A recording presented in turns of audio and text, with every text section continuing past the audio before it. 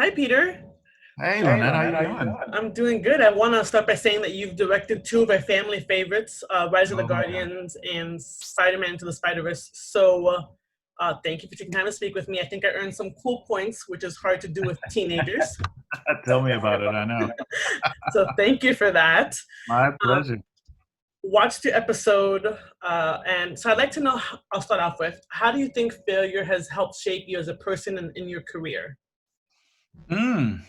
I think yeah, I would say probably the biggest thing is, it's the number one. It's always in the back of your mind. You worry about, especially, anybody who's like any kind of like creative person or artist or is always wondering, oh, what if I'm not as good as I think I am? I mean, I know you always feel like you're just fooling people and you're not really as good as you are. So you're always worried about, oh, what if they catch me? What if they catch me? What if they catch me? What if they catch me? And it felt like I got caught, and it was like it's that constant fear. But you go through it, and when it's happening on that scale, you it's kind of like watching like a car wreck in slow motion or something, and you're like, man, look at all that stuff flying around, look at me going through the window, look at that. And you're kind of seeing it, but you get to think about it too, and you're going, you know what, I did this right and that right and that right, I could have done better on that, so and so did this right. And you sort of like, at least for me, it kind of taught me that, there's only so much, there's, in the end, you can only do your best, and if you're honest with yourself and you know where you gave it your all and where you didn't or whatever, and you go, you know what, there were all these other factors too. So it's like, I know, if that movie had been like with Spider-Verse, okay, we won an Oscar, but I can't stand here and say I did it all, it's all because of me. There's no way I can say that. I was part of a team, I was part of a process, and there's other things outside of that. It's the way that other people react to it that also make that possible. So it's the same thing on the other side. It's like, you can't, the failure, sure, maybe you contribute to it or whatever, but it's not always, and it usually isn't all because of you.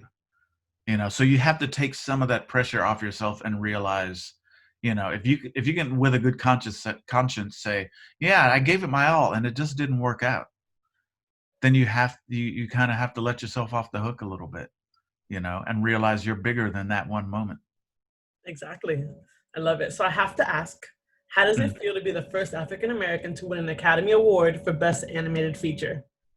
It feels it feels amazing, but it's a little bit of the same thing though. And I always say, well, yeah, I was in the right place at the right time, and I of course, yes, I should have been on that team. My all my experience and work and whatever else you want to call it, put me at the right place at the right time. But there's so many people who came before me, in the animation industry, that they would have been able to direct a movie, and things just didn't come together for one reason or another, whether it was like, the racism of the time, or whether it was opportunity or paths you take in life.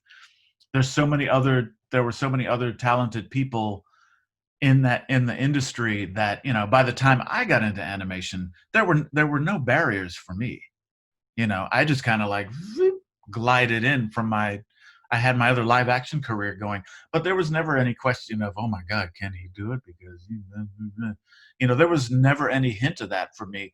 And part of that obviously has to be due to people like, Ron Husband or Floyd Norman or Bruce Smith, some of the other pioneering Black animators and directors who had been there before me. So, the debate was solved. But being the one who got struck by the lightning in the right place on the day, it's an amazing feeling. And the other thing I always think is like, hey, I was just trying to get it right. I never saw myself as any real pioneer or anything like that. So the only credit I can take is being prepared at the right in the right place at the right time. So how has life changed for you since the success of Spider-Man Into the Spider-Verse and winning an Academy Award? It's like people actually like are interested in what you say. Before it's like, it's like, you're like, hey, hey, hey, hey. And now it's like, oh, Peter Ramsey, yes, yes, yes. So it's just this really strange thing about, you're like, I've been here all along, y'all. I'm not, I would have told you the same stuff 5 years ago as I'm telling you today. But it definitely, it's yeah, those things. I mean, the dirty little secret for me is, you can ask my wife, I don't even like awards shows that much. I don't really watch them that much when they come on. I'm kind of like, but they mean a lot to some people. They in the industry, they carry weight because they're like an official stamp of, of validation. So it's just yeah, it's like the slow motion car crash I was talking about before. It's another thing I just kind of watch from outside going, man, look at that. That's so, it's kind of crazy. It's kind of crazy. So in the series, you mentioned that you never thought an ordinary person could work in the movie business. Yeah. But here you are crushing it. So Mm. what would you tell your younger self if you can go back in time? Oh, if I could go back in time, I would say, I would tell myself much earlier, look, all this stuff that you really like and enjoy doing and are interested in and you read about all the time, you can do it. So take it seriously, and it doesn't just have to be a hobby for you. You really can do this, and everything you're doing right now is moving you closer to that goal. So kind of keep doing it. That was the it was a different time because we didn't have internet, and all, I'm old, so this was back in the almost the horse and buggy days. But uh it was a different world that way. And you just didn't believe that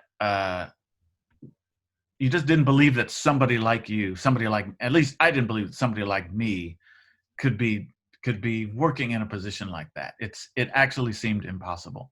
So yeah, I think I would have told myself, no, actually take it seriously, believe in yourself a little bit, because you have what it takes. I think that's what I would say. Awesome. So what do you think made Spider-Man Into the Spider-Verse so special? I think it was a lot of things coming together at the same time. I think it was because of the way the movie was made.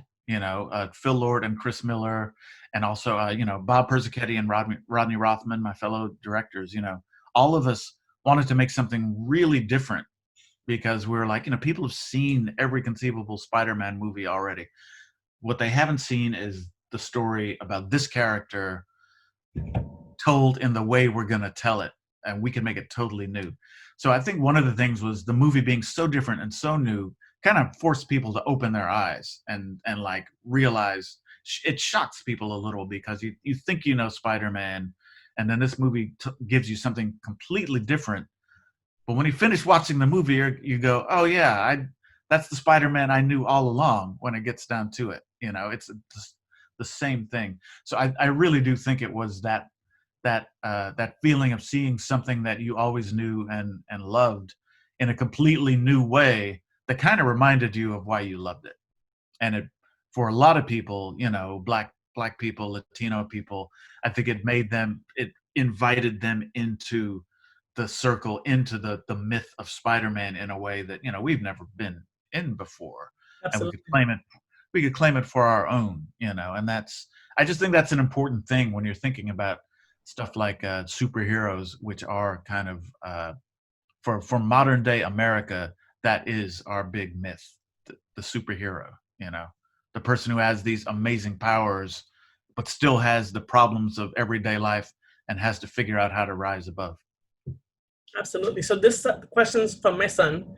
Mhm. He would like to know, out of all the Spider universes, which Spider-Man is your favorite and why?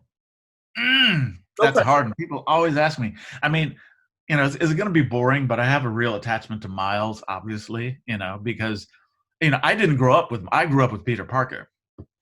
So the Miles Morales character, I remember when I first saw him in the comics years ago, I was like, it kind of blew my mind because it's so, I mean, a lot of it reminded me of me actually, being a 13-year-old. And back in those days, I was constantly wondering, wow, what if I got bit by a radioactive spider? And seeing this kid go on this journey, a lot of that you could have probably pulled out of my brain back in those days. So Miles is gonna always be number one. But and then boring again, classic Spider-Man Peter Parker. I really loved our Peter Parker in the movie, and seeing. I guess for me, it's just seeing the two sides of me, kind of the young, fresh-faced kid, and then the broken down old man, which is No. where I am now. So, why was it important for you to share your story with us on this series? Yeah, the Faceplant series for me. I mean, I when a good friend of mine who was actually at DreamWorks in the Rise of the Guardians days was involved with the making of Faceplant. And when he approached me about the idea of the series, I thought, yeah, it's actually, that sounds like a perfect thing because it was such a huge thing in my life. It was making a movie on that scale was something that I had dreamed about ever since that was the reason I got into the business to be, I'd started as a storyboard artist and worked my way up. But before I was a board artist, I said, I want to be a director. So step one, become a storyboard artist. And that really was my plan. So, finally being able to make a big movie like that and to have it not come out, to have the experience not come out the way that, you dream of it coming out was a huge, huge thing. But I was able to come out the other side, and I wasn't like totally destroyed as a person. And I had to ask, wow, why did that happen?